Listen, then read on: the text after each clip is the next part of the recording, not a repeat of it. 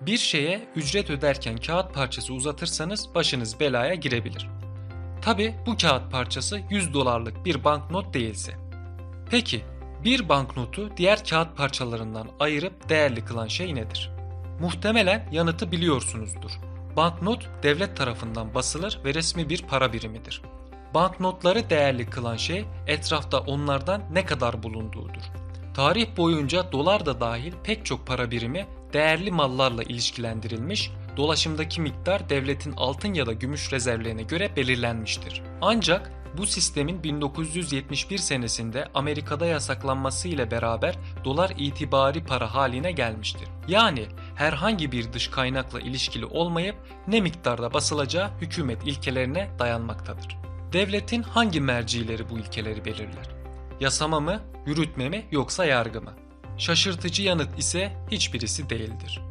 İşin aslı parasal ilkeler bağımsız bir federal rezerv sistemi, diğer adıyla FED tarafından korunur.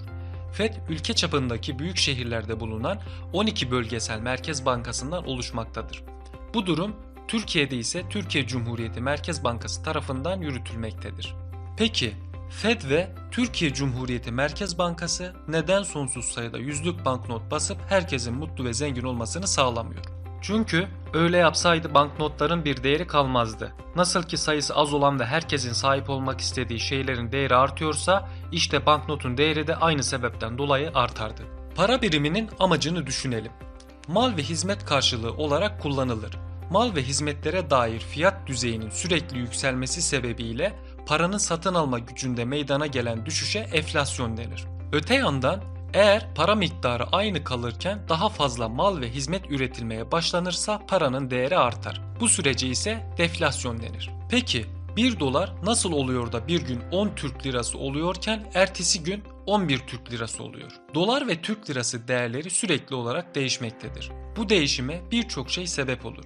Ancak en önemli unsur ekonomideki dolar arzı ve dolar talebidir. Doların değeri piyasada ne kadar çok dolar bulunduğuna ve insanlar tarafından ne kadar çok talep edildiğine bağlıdır. Bir ülkede dolara olan talep arttığında, yani çok sayıda insan dolar satın almak istediğinde ekonomide dolar miktarı azalır.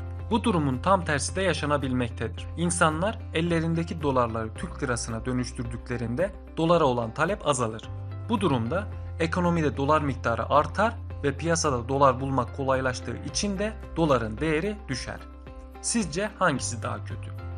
Enflasyonun artması demek, bugün cüzdanınızda olan paranın yarın değer kaybedeceği anlamına gelmektedir. Bu yüzden hemen paranızı harcamak istersiniz. Deflasyon ise insanları para saklamaya iter.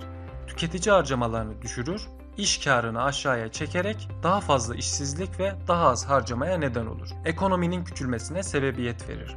O yüzden pek çok ekonomist ikisinin de fazlasının zararlı olduğu kanısındadır. FED ve Türkiye Cumhuriyeti Merkez Bankası ne kadar paranın dolaşımda olması gerektiğini çok miktarda ekonomik veri kullanarak belirlemiştir. Daha önceki enflasyon oranları, uluslararası trendler ve işsizlik oranları göz önüne alınmıştır. Doların artıp azalmasına sebep olan bir diğer unsur da Merkez Bankası'nın Türk lirasına belirlediği politika faiz oranı ve ABD Merkez Bankası'nın dolara verdiği faizdir.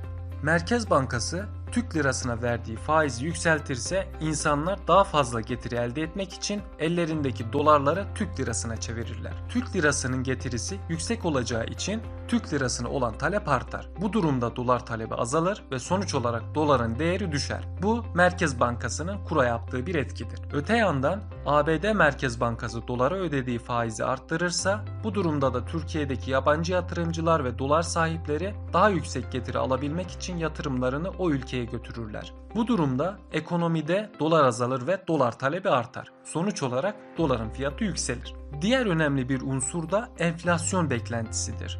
Eğer insanlar enflasyonun yükseleceğini düşünüyorsa ellerinde Türk lirası tutmazlar. Çünkü yarın ellerindeki paranın değerinin düşeceğini düşünerek paralarıyla dolar alırlar. Doların değeri doların piyasada ne kadar bulunduğuna ve ne kadar talep gördüğüne bağlı olarak değişecektir.